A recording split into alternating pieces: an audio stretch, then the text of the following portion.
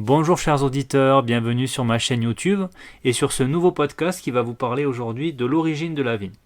Alors avant de commencer ce podcast par quelques repères historiques, je voulais vous évoquer un petit peu la dégustation de vin dans la Grèce antique qui est très codifiée et qui en général était préparée par l'hôte dans ce qu'on appelle un cratère. Donc le cratère c'était un très grand verre qui pourrait ressembler à un vase aujourd'hui.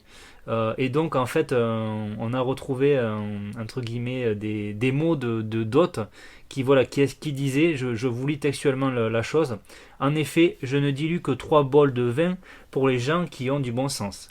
Il y en a un pour la santé, on le boit en premier, le deuxième est destiné à l'amour et au plaisir, tandis que le troisième est pour le sommeil. Donc là, on est pour les gens responsables. Voilà ce que boivent, ce qu'on appelle des sages, et ensuite ils rentrent à la maison. La suite est très intéressante, vous allez voir.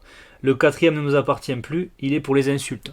Le cinquième pour les cris, le sixième on déambule dans la rue en état d'ivresse, le septième donne des yeux au beurre noir, avec le huitième on finit au poste, le neuvième apporte la colère et le dixième rend fou et vous fait jeter des pierres.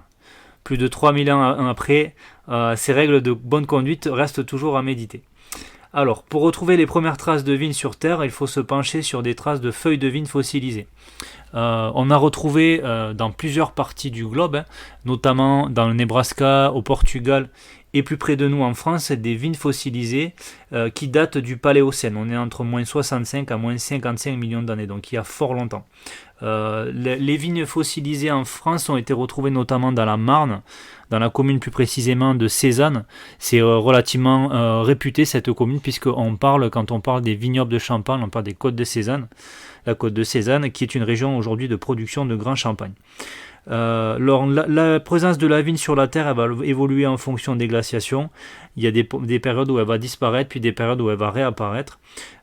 Pour retrouver en fait des traces de consommation de raisins, il faut remonter au paléolithique. Donc là on parle juste de consommation de raisins comme fruits. Et c'est la carpologie en fait, qui est l'étude des restes de graines, qui nous permet de dater en fait cette consommation. Là on est plus près de nous encore, on est à Nice. Je dis plus près de nous parce que je suis toulousain évidemment.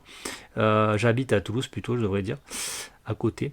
De Terra Amata, sur le site de Terra Amata, dans le secteur de Nice, où la consommation de raisins est avérée il y a 400 000 ans avant notre ère. Alors ce qui va nous intéresser bien sûr, c'est planter de la vigne pour faire du vin, évidemment. Je rappelle, c'est à consommer avec modération. Donc la domestication de la vigne, elle est petit peu plus récente, avec 400 000 ans, puisqu'elle a lieu il y a 11 000 ans. Donc ça, c'est les derniers chiffres qu'on a, c'est les dernières recherches à 11 000 ans. Avant on parlait de moins 8 000 ans, maintenant on est à moins 11 000 ans. Il y a une étude très sérieuse dans la revue Science qui a été menée par des scientifiques de 17 pays différents qui ont avéré l'apparition de la vigne il y a 11 000 ans. En fait, ça coïncide avec l'invention de l'agriculture. La production de vin est plus récente et elle est avérée notamment en Géorgie, autour des monts Taurus et Zagros, il y a 8000 ans.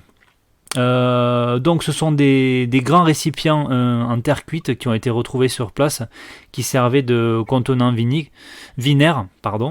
Et c'est des matériaux qui sont toujours utilisés aujourd'hui en Géorgie, notamment les gvévris, pour ceux qui connaissent. C'est des grandes jarres en terre cuite qui sont comme des amphores et qui sont enterrées dans le sol et qui permettent en fait de conserver le vin et qui sont très utilisés pour la production de vin orange notamment.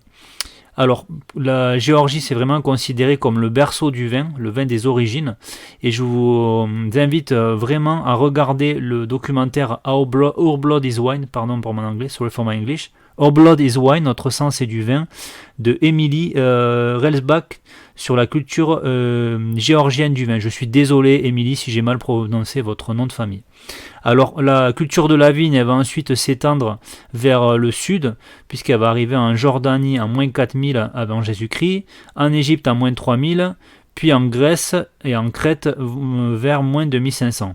Évidemment, elle va être fortement portée et influencée par l'Empire et la civilisation romaine.